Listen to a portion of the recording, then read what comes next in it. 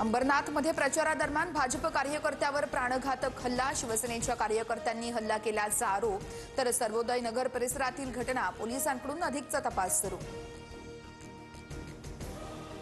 मालवणमध्ये शिंदेचे आमदार निलेश राणेंची थेट भाजप कार्यकर्त्याच्या घरी धाड, बॅगेमध्ये 25 लाख आढळल्यानं मोठी खळबळ. तर रवींद्र चव्हाण मालवणमध्ये आले आणि असे प्रकार सुरू झाले. राणेंचा आरोप. तर निवडणूक आयोगाच्या विभागाच्या कारवाईकडे लक्ष. पायाखालची वाळू सरकल्यानं असले प्रकार सुरू आहेत. काँग्रेस आणि त्यांच्यामध्ये काहीच फरक नाहीये, फेक नेरेटिव्ह पसरवतायत. मालवणमध्ये भाजप कार्यकर्त्याच्या घरी पैशांची बॅग सापडल्याच्या आरोपांनंतर रवींद्र चव्हाणांचं प्रत्युत्तर. अर्थकारण करून निवडणुका जिंकण्याचा प्रयत्न, कामावरती नाही तर पैसे, निधीवर मत मागितलं जातंय, पैसे किती द्यायचे यासाठी चढाओढ सुरू आहे. शरद पवार यांची सत्ताधाऱ्यांवर टीका.